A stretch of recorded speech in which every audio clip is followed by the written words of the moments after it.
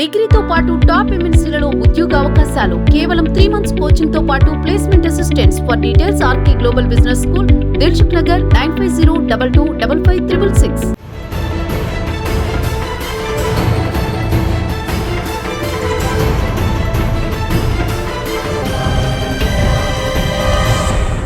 పాకిస్తాన్లో ఎన్నికల వేళ కొత్త పుకార్లు షికారు చేస్తున్నాయి. ఇప్పటికే జైల్లో శిక్ష అనుభవిస్తున్న మాజీ ప్రధాని పీటీఐ అధినేత ఇమ్రాన్ ఖాన్ కు ఉరిశిక్ష పడనుంది అన్న వార్తలు కలకలం సృష్టిస్తున్నాయి. ఈ నేపథ్యంలో అసలు పాకిస్తాన్లో ఏం జరుగుతుంది, మాజీ ప్రధాని ఇమ్రాన్ ఖాన్ పరిస్థితి ఏమిటి అన్నది ఇప్పుడు కాకరేపుతుంది.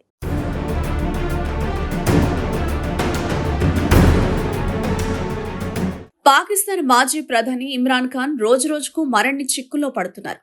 ఇప్పటికే ఎన్నో కేసుల్లో ఆయనను కోర్టులు దోషులుగా తేల్చాయి. ఈ క్రమంలోనే ఇమ్రాన్ ఖాన్ కు ఉరిశిక్ష అన్న వార్తలు సర్వత్రా చర్చనీయాంశమవుతున్నాయి. దీంతో అసలు ఆయనపై నమోదైన తీవ్రమైన నేరాలు ఏమిటి, అసలు పాకిస్తాన్ చట్టాలు ఏం చెబుతున్నాయి, సైన్యాన్ని ఎదిరించిన నేతలు పాక్లో బతికి బట్టగట్టిన దాఖలాలు ఉన్నాయా అన్న ప్రశ్నలు వెల్లువెత్తుతున్నాయి. ఇమ్రాన్ ఖాన్ ప్రస్తుతం జైలు జీవితం అనుభవిస్తున్నారు. వివిధ కేసుల్లో ఆయనకు కోర్టులు ఇప్పటికే 35 ఏళ్లకు పైగా శిక్షలు విధించాయి. మొత్తం 150కి పైగా కేసులు ఇమ్రాన్ ఖాన్ పై నమోదయ్యాయి.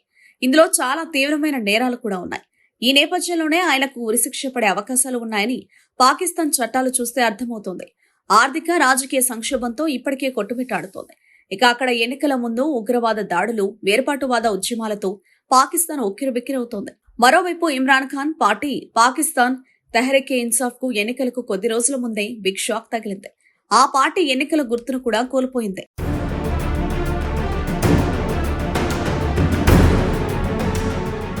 ఇక ప్రస్తుతం ఇమ్రాన్ ఖాన్ పై 150కి పైగా కేసులు నమోదయ్యాయి. ఇందులో అత్యంత తీవ్రమైన నేరాలకు సంబంధించిన కేసులు కూడా ఉన్నాయి. అందులో కొన్నింటిలో ఇమ్రాన్ ఖాన్ దోషిగా తేలితే ఉరిశిక్ష తప్పదని పాక్ రాజకీయ విశ్లేషకులు చెబుతున్నారు.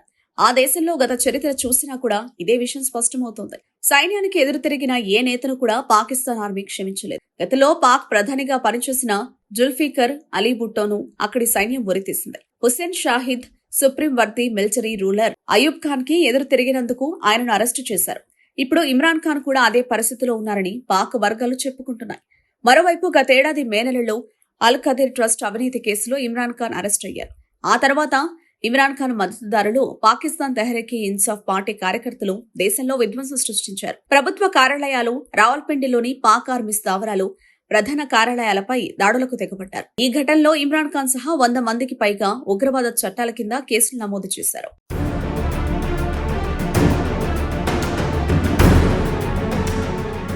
పాక్ ఆర్మీ చట్టంలోని సెక్షన్ 59 ప్రకారం పాకిస్తాన్ కు వ్యతిరేకంగా ఆయుధాలు కలిగి ఉండి పాకిస్తాన్ సైన్యం లేదా భద్రతా బలగాలపై ఎవరైనా దాడి చేస్తే వారికి మరణశిక్ష విధించే అవకాశం ఉంది. ఈ కేసు విచారణ కూడా మిలిటరీ కోర్టులో జరుగుతోంది. అయితే ప్రస్తుతం మిలిటరీ కోర్టు తీర్పును ప్రకటించకుండా పాకిస్తాన్ సుప్రీంకోర్టు నిషేధం విధించింది. 2023 మే 9న జరిగిన హింసలో ప్రధాన సూత్రధారిగా ఇమ్రాన్ ఖాన్ అభియోగాలు ఎదుర్కొంటున్నారు. ప్రత్యక్ష సాక్షులు చెప్పిన వివరాల ప్రకారం దాడులు చేసేందుకు తన అనుచరులను ఇమ్రాన్ ఖాన్ ఉసిగొల్పారు. అయితే ఈ ఆరోపణలను ఇమ్రాన్ ఖాన్ తీవ్రంగా ఖండించారు.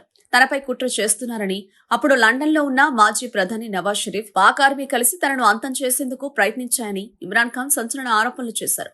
నవాజ్ షరీఫ్ ను తిరిగి అధికారంలోకి తీసుకువచ్చేందుకు పాక్ సైన్యం డీల్ కుదుర్చుకుందని ఆరోపించారు. ఇక ఇమ్రాన్ ఖాన్ పీటీఐ పార్టీ గుర్తు అయిన క్రికెట్ బ్యాట్ ను పాక్ ఎన్నికల సంఘం రద్దు చేసింది. ఇచ్చిన సమయంలో పార్టీలో అంతర్గత ఎన్నికలు నిర్వహించని కారణంగా పీటీఐ గుర్తును తొలగించినట్లు తెలిపింది.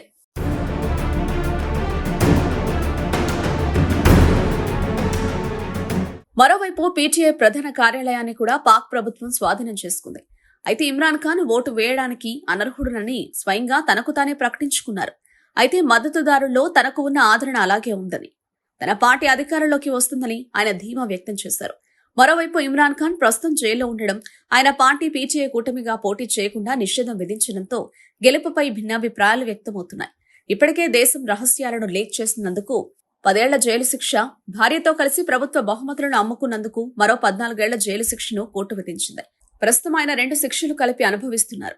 ఇదిలా ఉండగా ఇటీవల మరోసారి ఆయన నిఖానామాకు విరుద్ధంగా పెళ్లి చేసుకున్నారని కూడా బయటపడింది. ఆయన భార్య బాద్షా బీబీని ఇద్దత్ చట్టాలకు వ్యతిరేకంగా పెళ్లి చేసుకున్నారని కూడా రుజువైంది. దీంతో కోర్టు మరలా 7 ఏళ్ల జైలు శిక్ష విధించిన విషయం తెలిసిందే. ఎలా చూసినా ఆయన 30 ఏళ్లకు పైగా జైల్లోని శిక్షను అనుభవించాల్సి ఉంటుంది. ఇమ్రాన్ ఖాన్ కు ప్రస్తుతం 70 ఏళ్లు. ఈ నేపథ్యంలో ఆయనను ఉరితీయవచ్చనే వార్తలు కూడా ఒక్కసారిగా వైరల్ అయ్యాయి.